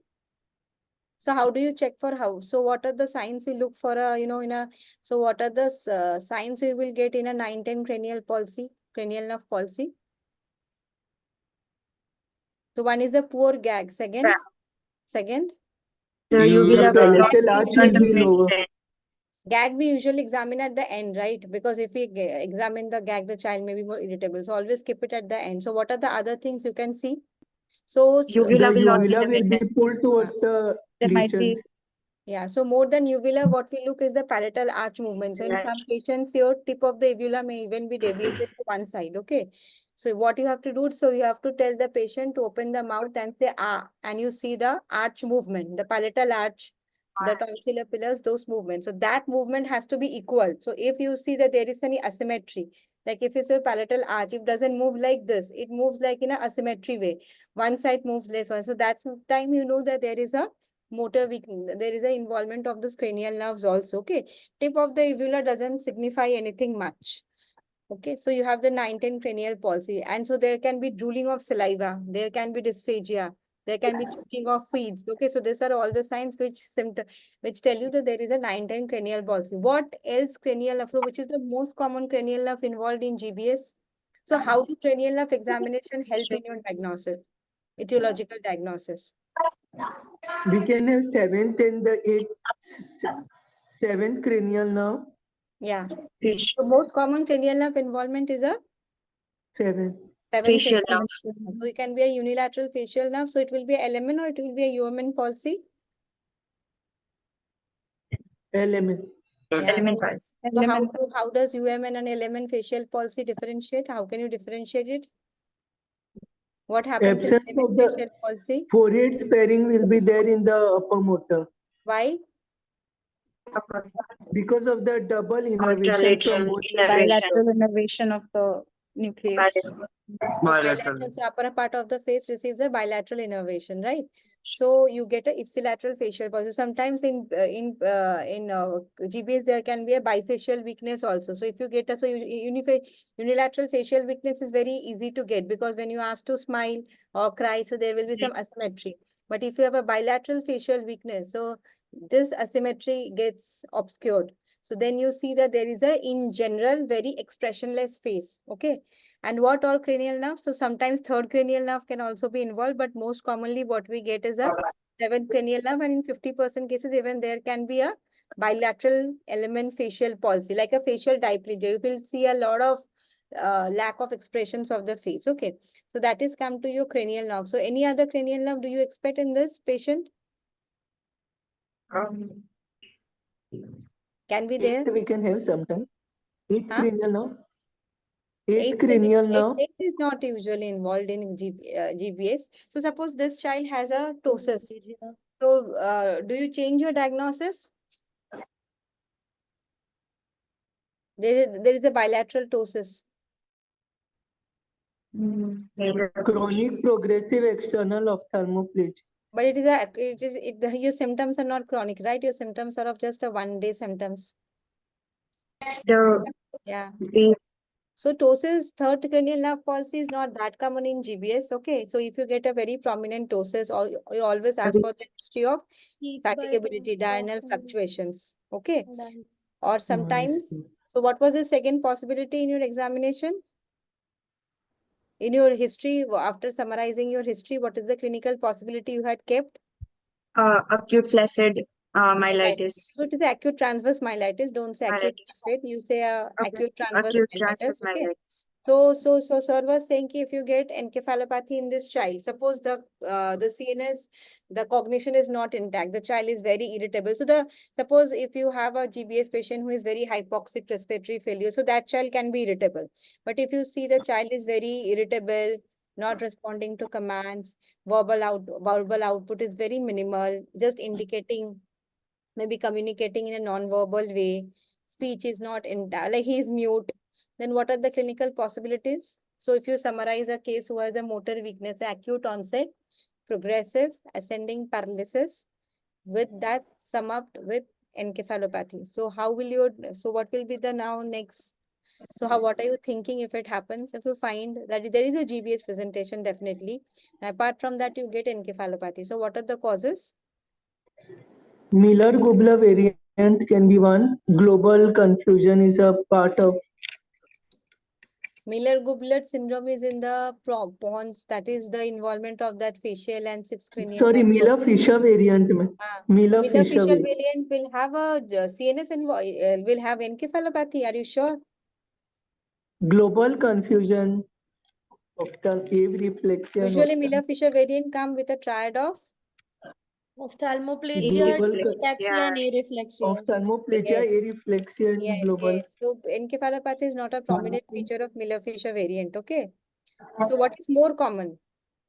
If you get, so sometimes you can have in this GBS a respiratory failure. Viral. So sometimes you have a respiratory failure which can give rise to hypoxia. So if there is some suppose certain sort of hypoxic damage, okay, so that can be cause a hypoxic ischemic encephalopathy like of a situation. Second thing, it can be like you are keeping a cause of a acute transverse myelitis. So what is the commonest cause of acute transverse myelitis? Heard about the term demyelinating syndromes? Like there is acute Demyelinating disseminated encephalomyelitis. Can So be. if you have a myelitis, so there can be a encephalon can also be involved in that. So if there is spinal cord involvement, so there can be associated brain involvement also. So if there is your deep gray matter, thalamus is getting involved, your cortex is getting involved, so you can have a encephalopathy also. So a setting of encephalopathy with a motor weakness like this, you may keep a possibility more of maybe the motor weakness may be due to a transverse myelitis, and the encephalopathy is because of the maybe a ADEM kind of a picture which is coming with the myelitis. But the difference is that ADEM will never come with such a short history of 1 day.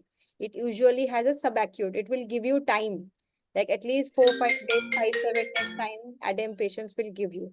And third, there are some atypical GBS variants, like it is not GBS only. So in which the brainstem can also be involved, like in the you have both so you have Bickerstaff encephalitis, where you can have a brainstem involvement. The pons, the midbrain gets involved, and with that you have a peripheral neuropathy, polyradiculopathy like picture. So that is a Bickerstaff. So in that there is also radiculopathy with a brainstem involvement. So there's a few conditions where you can get even encephalopathy also. Okay, now coming to your motor examination. So what is your inference from the motor examination?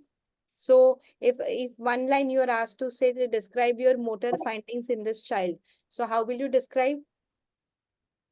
Based on the motor examination, there was hypotonia in both the lower limbs with reduced Upper power. limbs paired? In upper limbs, you are Upper having limbs, weakness in the distal part. You are saying there was difficulty in ma'am. combing, right? So Yes, if the ma'am. weakness has set in, there must be some hypotonia as well.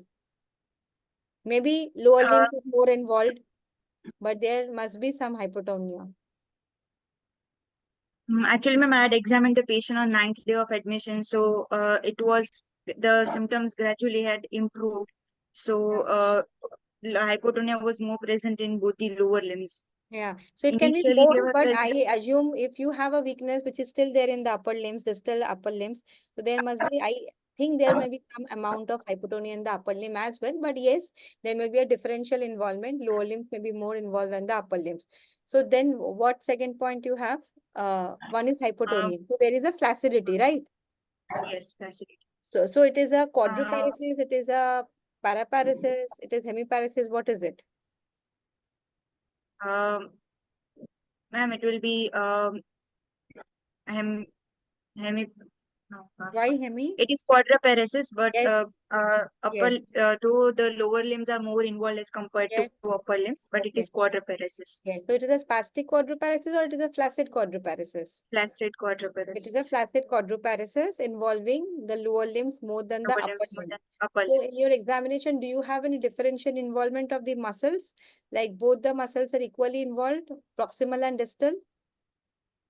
Ma'am, the proximal muscles were more involved as compared to distal muscles. But that doesn't reflect in your Uh, examination findings. You have mentioned everything as 2/5 in the lower limb. yes. So in the upper limbs, Upper limbs, the power was more than 3/5 in shoulder and elbow and wrist joint.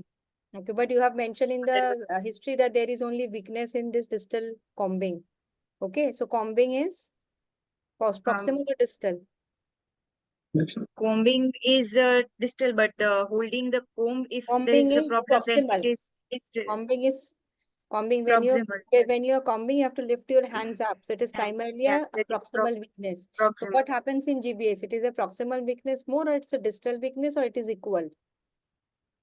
Ma'am, it is proximal weakness is initially to begin with more, as Yeah. compared to distal Yeah, weakness. so proximal is much more, proximal is more, or it can be equal, but usually proximal is more.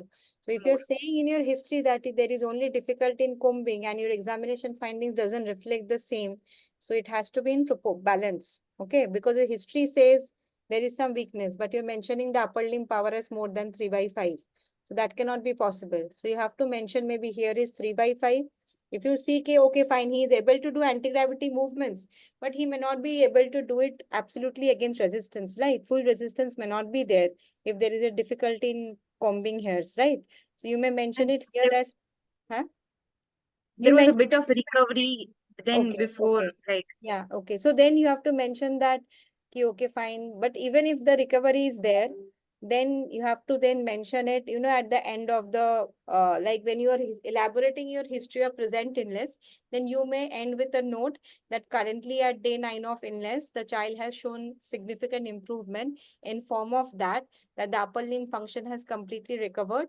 However, the lower limb weakness persists still, still but that has present. also shown some improvement in form of that. Okay. So from Okay. that, you have to keep in mind that it should go parallelly with that. Okay. So lower limb also, 2/5 power, maybe there is some more proximal. So lower limb power, so maybe, I don't know, you are saying it is equally both proximally and distally. So that is also possible. So this is from your history. So it's like a flaccid quadriparesis involving the lower limbs more than the upper limbs. Okay. So what was the sensory system examination findings?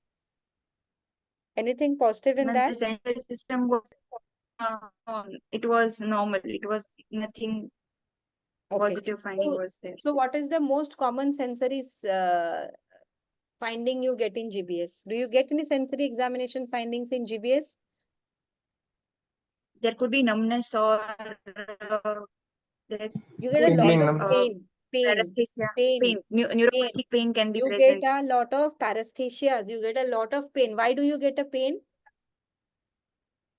Um, No root because of the inflammation. involvement of nerve roots and Yes. neurogenic So pain whenever can you be have those neural. spinal nerve roots which is getting involved, so it is like it gives a lot of inflammation. So there is a lot of pain. So the child invariably complains that there is a lot of pain. There is a lot of pain in the lower limbs or in the upper limbs, particularly when you do, suppose if you're, so there are nerve roots which are, radiating out from your spinal canal. And suppose how you do your Kernig's, na, the meningeal sign. So similarly, if you try to extend the limbs Like, in the way you do the method, sometimes there's complaint of root pain. So whenever you have root pain, there is pain which is radiating from the back of the thighs and the patient will wince. So sometimes even some patients even comes with some neck stiffness like thing. You think there is some meningitis. That is not meningitis in GBS. That is meningismus, because all the nerve roots, they are where they're exiting out. So there is surrounding meninges also. So the meninges also may get inflamed. So there can be meninges. So sometimes in GBS patients also you see that there is, they have some signs of meningismus, or if you try to extend the legs, they cry, they wince because of this radiculopathy. So that is an important feature which you get with differentiates, no, it is GBS only. So there is no frank sensory loss. There is no frank temperature loss, or, there is no sensory level, but you do get these sensory symptoms, which is called positive sensory symptoms in form of paresthesia, which is most commonly a pain in the lower limbs. Okay. And then anything in your autonomic nervous system, any dysautonomia, any tachycardia? no, ma'am, there was no any autonomic instability found. So bladder bowel was normal. Bladder bowel was normal. Cerebral signs. No any cerebral signs or meningeal signs were present. Okay, so can you examine cerebellar signs in a child? So how do you examine cerebellar signs in this patient? We can ask the patient to do a finger nose test can be done. Then if the child is able to do kind is flipping the hand, we can ask him to do it. Okay, so But the whenever child you was not power, when cooperative you have a enough. good power, when you have a power more than 3/5, you can elicit cerebellar signs. Okay, but when you have a power which is less than, like, you have a motor weakness, sometimes because of the motor weakness, interpreting cerebellar signs will be difficult. Okay, so in this, the lower limbs you cannot elicit. because of the weakness only, you may have a false interpretation of your cerebellar signs. Okay. And secondly, I just forgot to mention that when you are discussing about this, flaccid quadriparesis, this quadriparesis mainly you're focusing on the limbs, but you can also mention that there is truncal weakness also. So was there a neck flop in this child? Neck weakness was there? Neck weakness was not present, ma'am. Truncal weakness was present. So he could, flex his neck against resistance, full resistance. Not with, Yeah. it was grade was 3/5, not with full resistance. He was not able So to you flex. can mention that, when you are mentioning power, apart from mentioning the extremities, you also comment on trunk, you also comment on neck weakness. Neck And if flexion. there is a small muscle, so that in this patient is not related, but you should focus on the entire power examination. Okay. And reflexes were hyporeflexia. Hyporeflexia. Still the upper limbs lower were limbs was, normal. And there yeah. was, how was the plantar? Plantar was, ma'am, it was flexor, it was extensor, but not Extensor. Babinski was It was flexor, it was mute, or it was extensor. There are three options. flexor. Flexor, okay. So can you tell me if it would have been a case of acute transverse myelitis, what would be your examination findings? In acute transverse myelitis. Starting from the points in which you have mentioned your examination findings. So can anybody else take this question? Any other resident? That how would you differentiate from your clinical examination, taking the points of higher mental functions, cranial nerves, motor, sensory, autonomic, cerebellar, to differentiate between that it is a case of a transverse, because it is a very common scenario which we see now. We always have this confusion whether it is a spinal cord pathology or it is a GBS. So how If it's ADAM, then if it's acute demyelinating encephalomyelitis, then consciousness will be hampered, altered sensorium, encephalopathy. Okay, then we have a sensory level where the below at the site, so above that level, below the level, it will be a upper motor. Above the level, it behaves like a lower motor kind of. So at the level, it is lower motor. Below the level, it is upper motor, right? Upper. Because at the level, you are cutting. So it's a lower motor. And below the level, the traxus, so you are having an upper motor. So what will happen to the cranial nerves? If you get suppose so if it is an acute transverse myelitis cranial, only spinal cord involvement, you do not get any cranial nerves involvement. But if you have a acute transverse myelitis as part of a ADEM, like a acute disseminated encephalomyelitis, then you may have some cranial nerve involvement, like facial nerve maybe there, third nerve maybe there. There can be even bulbar involvement as well. So so what will be the findings in your acute so what will be the motor system findings in your acute transverse myelitis? So if you have a spinal cord involvement, what will be your motor system and sensory system findings?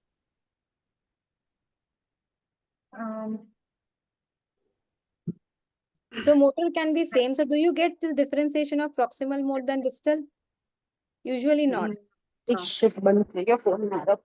So usually it will be a very acute history, a subacute history, and you get a bilateral symmetrical weakness of the lower. So depending on which part of your spinal cord is involved. So how will be the reflex in transverse myelitis? Hypo or areflexia? Risk it will be below the level of lesion. Initially, absent or hyporeflexia, and after some time, it may be due to Yeah. So in the acute neurologic shock stage, you may even get hyporeflexia and spinal cord pathology also. Okay. What will be the plantar? Plantar will be flexor only. Plantar Plantar Babinski extensor it will be. That is the only sign which helps you differentiating in the acute neurologic shock stage. You may get a child who is having a profound quadriparesis. You may get no reflexes, absolute, because that is the child is in the spinal shock stage. The only thing you may get positive is a positive plantar, is a upgoing extensor plantar.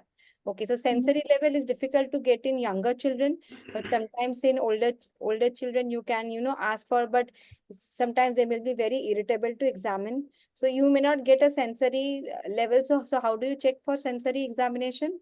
How do you do? So what do you see in sensory examination?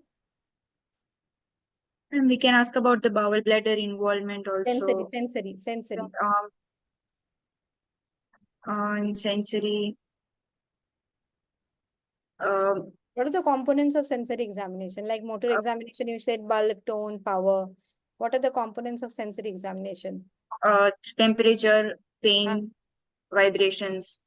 Yeah. So with temperature, we can So you have spinothalamic tract, which looks for yes, and spin and temperature. Okay, and yes, then you have the dorsal column, which dorsal looks for column, fine touch, vibration, proprioception, joint sense, position sense, proprioception. perception.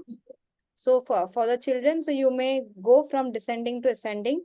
So if it are older children, they may cooperate with you, and you can put in a cotton, you can put pins, and you can. Water And also, yeah, like and hot and sometimes cold water. yes. So how do you test for hot and cold? And the water, if like we can fill the water in a glass and then make it touch the skin, and we can ask him if whether it is cold or hot or Okay. So so in younger children, how can you do that? In younger children, testing sensory is very difficult. Okay. If there is a gross sensory loss, you may pinch, you may find that he's not responding.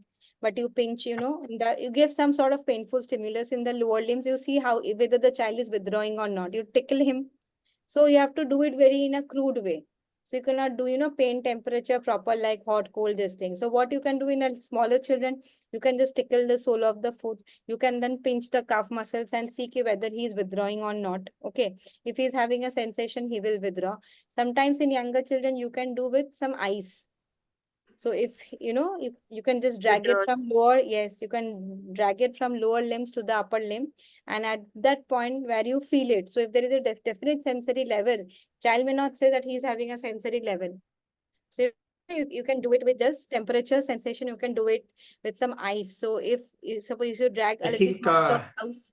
Yes. Now gradually we are reaching to the end of the time. So we have to keep in mind regarding time also. Anyway, I think it was a good discussion for the postgraduate. That always what I'm learning from the postgraduate discussion or learning, that go the compartment wide, so that you have the more of the clarity, more of even the concepts of the examination and its interpretation. But I'm sure this was a very extensive and good exercise for the discussion. We have now, I will say, almost 5-10 minutes. We'll take some of the points and we'll have to wind up the session. I think somebody will ask even from the exam point of view to the students. With all this discussion, I think one point I should not forget, which I noted in the growth chart, never circle the point. Swati. Yes, in your sir. growth chart, whatever the dot you put, that is should be the dot. Don't encircle the dot, right? The second thing, suppose somebody will ask you that what is the characteristic from which you can say that yes, it is GPS. With all these findings and discussion, in the conclusion, suppose somebody is asking you that what will be the very characteristic of the disease process from which you can say yes, this is GPS and nothing else. Sir, the onset, which was acute in nature and rapidly progressive, involving start ascending paralysis, involving both the lower limbs, and rapidly progressing towards trunk and upper limbs. Okay, fine. Please remember, because with a short of time, I want to give you some of the points. Look, very characteristic of GPS, it's a number one, it should be progressive. It will never be the static. Second thing, it is a symmetrical disease. Third, it is involving both upper limbs and lower limbs. So, and it is a flaccid variety with areflexia or hyporeflexia. So that's very characteristic of the GPS. Second point, I think investigations we have not taken. If the time permits, just we will touch it. But who will discuss this? Already we are discussing single breath count. How will you go? Dr. Dimple, can you take it? That how, so, and very important such patient, that's why I'm coming to the single breath count. That how will you monitor the patient? Suppose you hospitalize the patient of GBS from the OPD. Now you are on call. How will you monitor the patient? Dr. Dimple, can you take it? Sir, on admission, we can have a baseline single breath count. And Okay, how will you go for the single breath count? How will you do it? if it's a cooperative patient, we can ask them to take a single breath and without exhaling, ask them to continuously say up to whatever they can say till they are out of breath, till they need to have an inhalation. How will you interpret it? So, I mean, serially reducing single breath count What would be is normal and what is abnormal? uh, Because that we'll have to know. Up to 15 to 20, if it 15 to even count, then it is. Please remember, somebody is asking, number one, first ask the child to take the deep breathing, deep inspiration. After that, counting should be loud. It should be audible. Normally, you can do up to 50, most of the people. But once it is less than 15 to 20, very rightly you say, it indicates that a single breath count is affected. That may be an early sign to interpret or suspect that the patient is going for involvement of respiratory muscles. So, Dimple, this is number one, how to monitor the patient. What are the other points for monitoring? So in these patients, the rapidity of progression of the weakness can also be monitored after Okay. admission. Right? If gradually the power reduces in the limbs, then again involvement of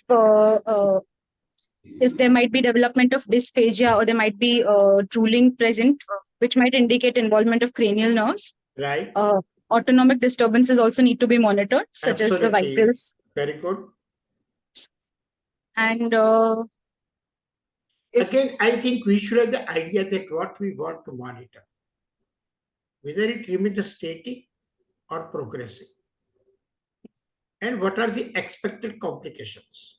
Very rightly you say, first the respiratory muscles involvement, respiratory as a whole, therefore single breath count, tachypnea, movements of diaphragm, chest expansion, all the things we can monitor. Second, monitoring the further involvement of the CNS, and therefore signs of bulbar palsy, or even CNS deterioration, hypoxia, altered sensorium, cranial nerve involvement, bladder and bowel involvement. All these things are very, very important. Anyway, I think last few of the practical questions somebody asked, are there any points which are the having the factors which may go for adverse outcome, that is unfavoring outcome? But some of the signs or some of the points in particular patient? Presence of bowel bladder disturbance or bulbar Okay. involvement. Okay, very good. Then if the child requires to be ventilated because of the respiratory muscle Okay, paralysis. I think that's taken at the respiratory problem. Please remember, nowadays what we have observed, and it is that obesity is the unfavoring point. And obesity is one of the, I would say, nowadays gradually coming up in most of the diseases. So even the obesity or severe malnutrition, they are unfavoring points. Regions of autonomous nervous system disturbances, probably they are unfavoring for the prognosis point of view. Even what is a respiratory point of view, yes, these are the unfavoring points. So that always we'll have to keep in mind. I think investigations point of view, we have not much time, but Swati, have you done anything in this patient? You have Yes, any presentation? yes, the hospital course is there in I the think next just year. you can just go through it. Yes, sir. You can share.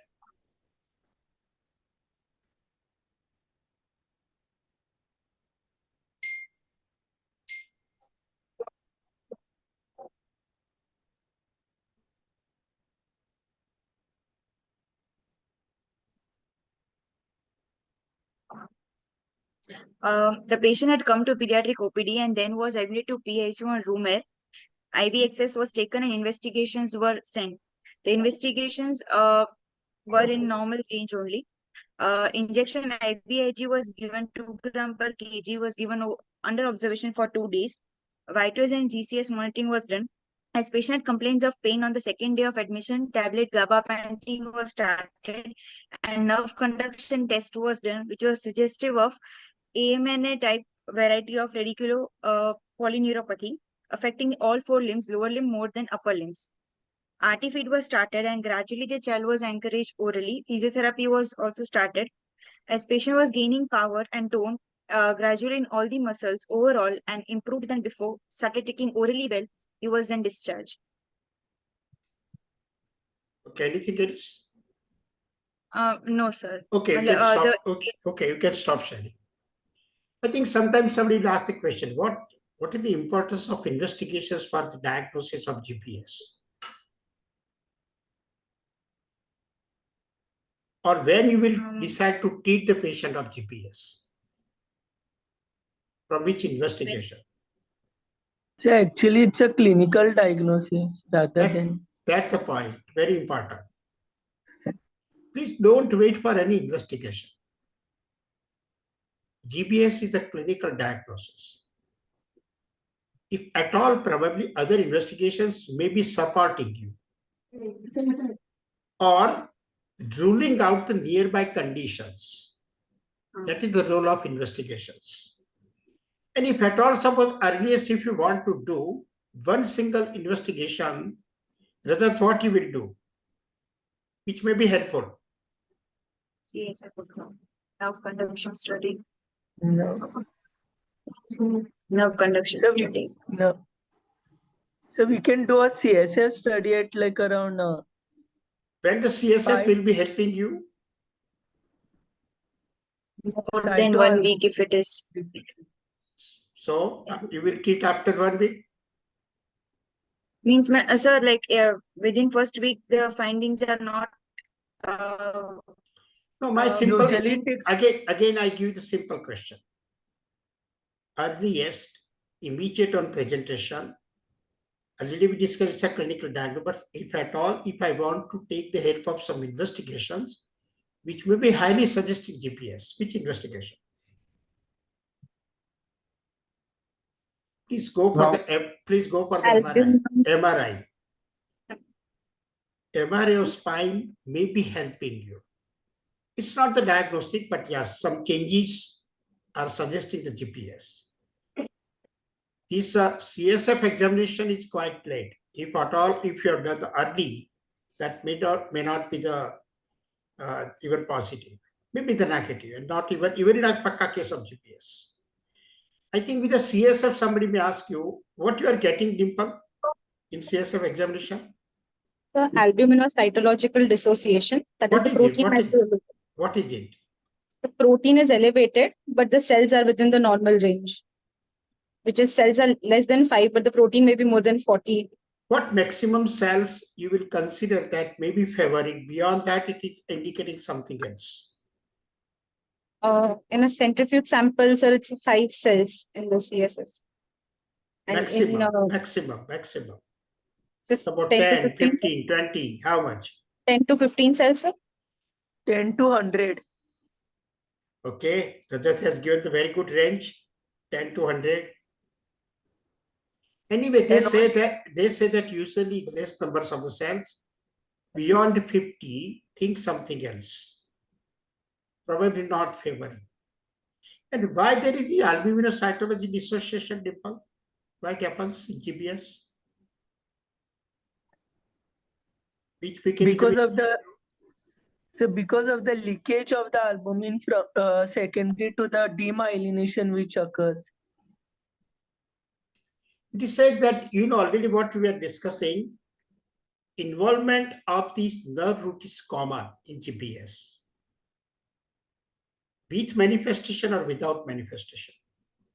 And there is one sleeve of these meningeal layers over these nerve roots. With this inflammation, the permeability getting changed. And therefore, very easily protein can diffuse, but not the cells, because it's not the inflammatory condition, not the infective condition. Therefore, it is a classical picture which we are going to. Anyway, I think not many things. Sometimes when plasmapheresis, sometimes when the immunoglobulin is resistant GBS, when you should go for the second course of GBS, second course of even the immunoglobulin therapy, all these questions may come, but naturally we'll take probably at some other time. We have to end over here because already we have crossed 8. But certainly there was a good selection of case, Swati, and you have prepared, I will say, very appropriately good presentation. And of course, Dr. Saini's contribution in the discussion made, I would say, lots of the differences in our understanding. And even some other your colleagues, students, they participated and made this the whole session interesting and learning for all of us. Of course, the credit goes to your mentor, Dr. Rashmin, because I'm sure that the always mentor is playing the role behind the curtain. Not many things we'll have to suggest to the students for good presentation. And even your colleagues are also there. Of course, for the whole show, the credit goes to Nihal and her team, because every time to find out the institution, the mentor, the students, selection of case, and even some experts. So all these things require some very special efforts. Thank you very much. Over to you, Dr. Nihal. Nihal, you are muted. Thank you so much, sir.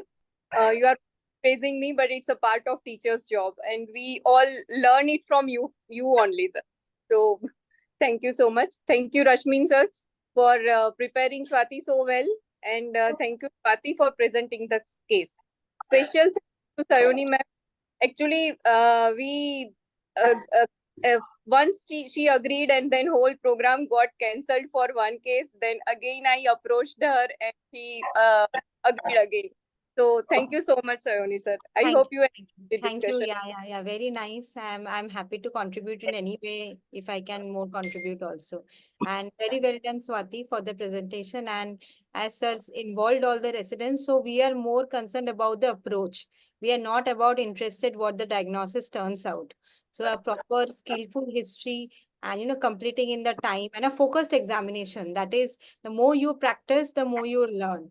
So I think sir has been excellent in, involving them in this presentation. Thank you, sir.